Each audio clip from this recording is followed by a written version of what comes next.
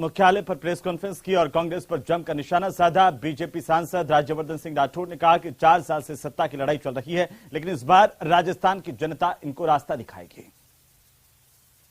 राजस्थान के साथ, राजस्थानियों के साथ में अगर आप अखबार उठाएं तो आज सीएम गहलोत साहब दिखते हैं घोषणा करते हुए राहत के लिए, और उसी पेज के ऊपर फिर दिखाई देते हैं उन्हीं के एक नेता राहत मांगते हुए।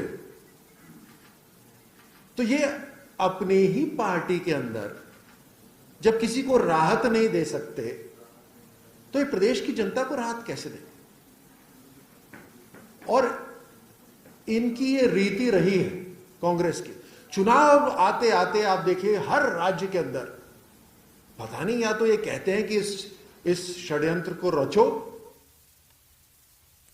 और अब बात बीजेपी के हल्ला बोल की। बीजेपी ने भी आज चूरू में जन आक्रोश रैली कर चुनाव में कांग्रेस सरकार के खिलाफ जीत का बड़ा दावा किया है। यह खास रिपोर्ट देखिए।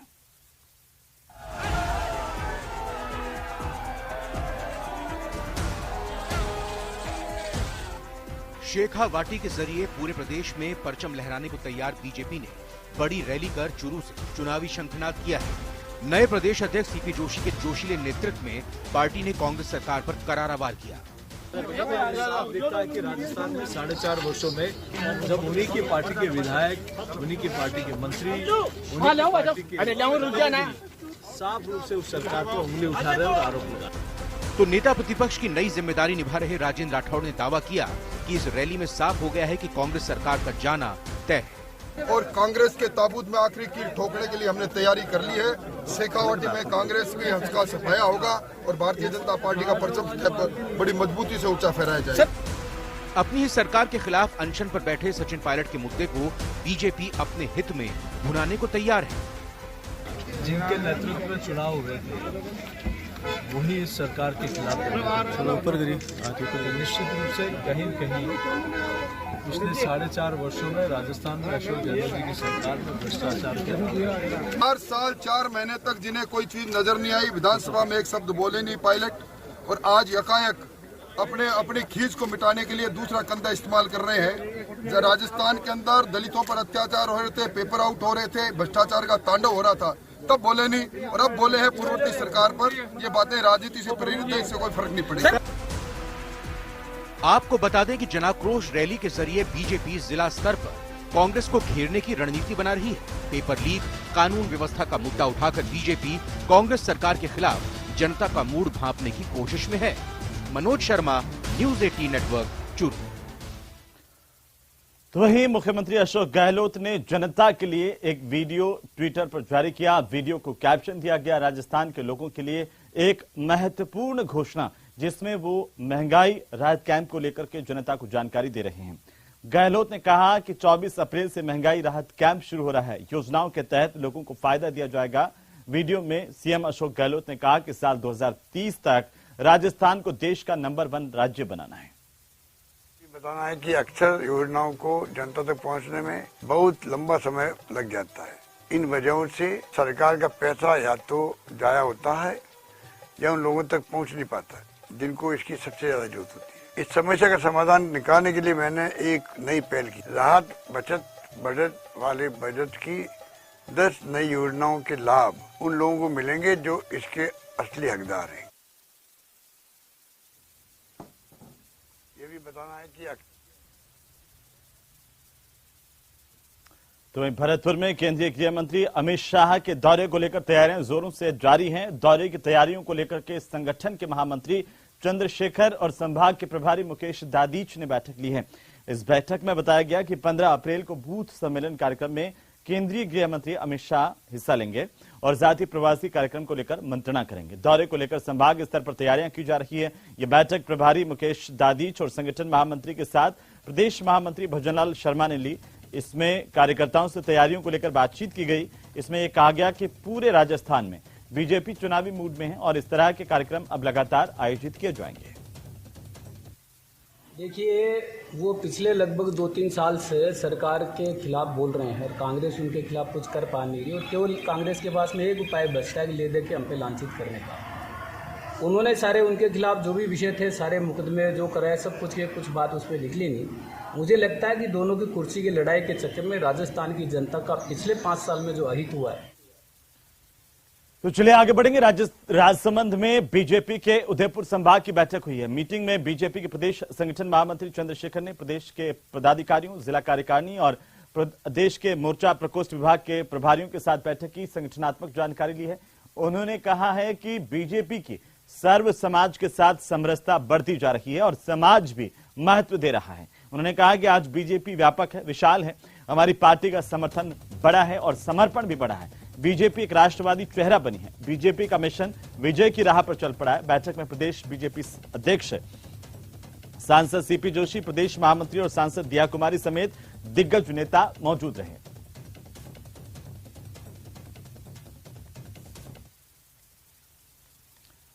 तो चलिए आगे बढ़ेंगे और अब आपको बता दें कि तृतीय श्रेणी शिक्षकों की तबादले की मांग को लेकर अभी भी सियासत जारी है। सरकार भरोसा दिला रही है इस कार्यकाल में उनकी ये मांग पूरी कर दी जाएगी, लेकिन शिक्षक संघ इस आश्वासन पर अब भरोसा करने के लिए तैयार नहीं है। रिपोर्ट देखिए।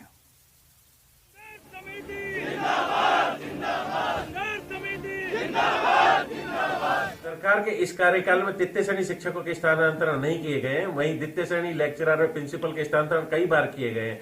गत सरकार ने भी ये कहा था कि हम पॉलिसी लेके आएंगे, लेकिन 5 साल उनके भी निकल गए। सरकार 20 अप्रैल तक थर्ड ग्रेड ट्रांसफर के जो है आवेदन ले, नहीं तो 5 मई से संगठन बड़ा आंदोलन करेगा। ऐसा ही ज्ञापन CMR में भी संगठन द्वारा दिया गया है। राजस्थान में कांग्रेस की सरकार सत्ता में आई तब से ही लगातार तृतीय श्रेणी के अध्यापक तबादले की मांग कर रहे हैं। हाल ये है कि मौजूदा सरकार ने सत्ता में आने से पहले ही तबादले करने का वादा पूरा करने की दिशा में तृतीय श्रेणी के अध्यापकों से आवेदन भी ले लिए, मगर फिर अड़ंगा लग गया और बीच राह में ही तबादले अटक गए। राजस्थान शिक्षक संघ एकीकृत एक गूगल सर्वे भी करा रहा है टीचर्स से, जिसमें हम पूछेंगे कि जो है MDM जैसे कार्य और BLO जैसे कार्य से और गैर शैक्षणिक कार्य से मुक्ति के लिए क्या जो है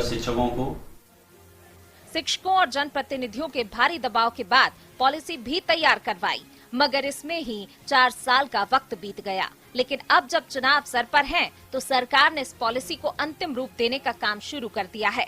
शिक्षा विभाग की तरफ से ग्रेड 3 टीचर्स के ट्रांसफर होने की जल्द ही संभावना जताई जा रही है।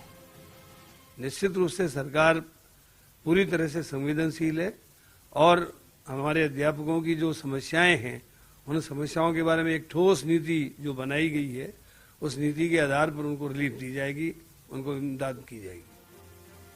करीब 4.5 साल से तबादले का इंतजार कर रहे शिक्षकों को अब इन वादों पर कोई भरोसा नहीं है। शिक्षकों को लगता है कि शिक्षा विभाग के दावे चुनावी खानापूर्ति से ज्यादा कुछ नहीं है। सरकार कह रही है हम पॉलिसी लेके आ रहे हैं, जो जुमला सिद्ध हो रही है। तो संगठनों का यह मानना है कि TSP क्षेत्र के शिक्षकों सहित तृतीय श्रेणी शिक्षकों के तबादले सरकार तुरंत करे। तृतीय श्रेणी के शिक्षकों का तबादला सिर्फ कांग्रेस सरकार का मसला हो ऐसा नहीं है। पिछली सरकार के वक्त में भी शिक्षकों की मांग पर ध्यान नहीं दिया गया और शिक्षकों की इसी मांग को 2018 के चुनाव में कांग्रेस ने अपने हक में इस्तेमाल किया।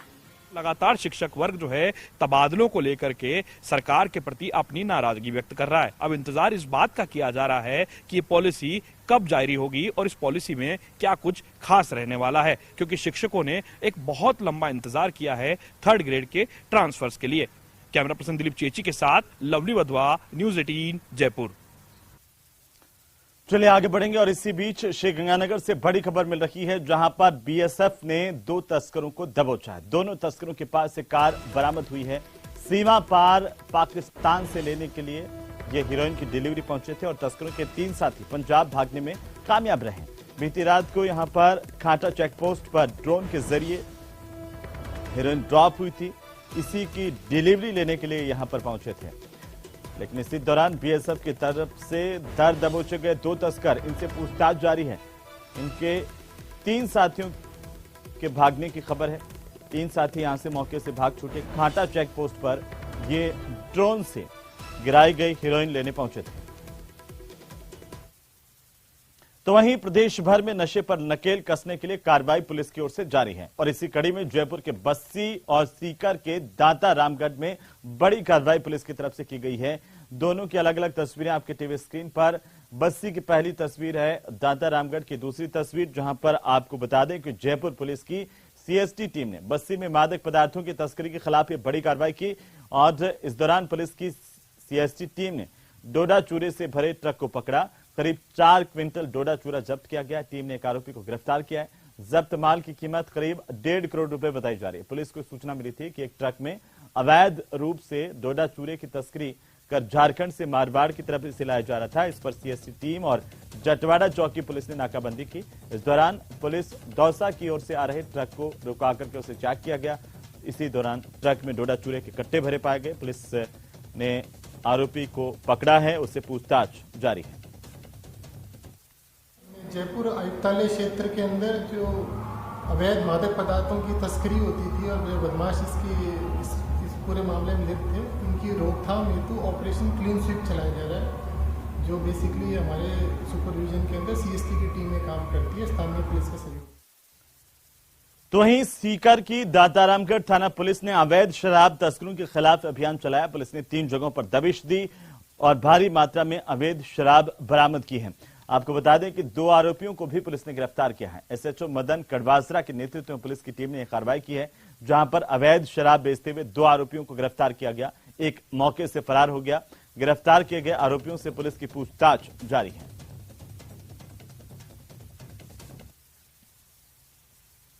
तुम्हारे राजस्थान में खबरें अभी और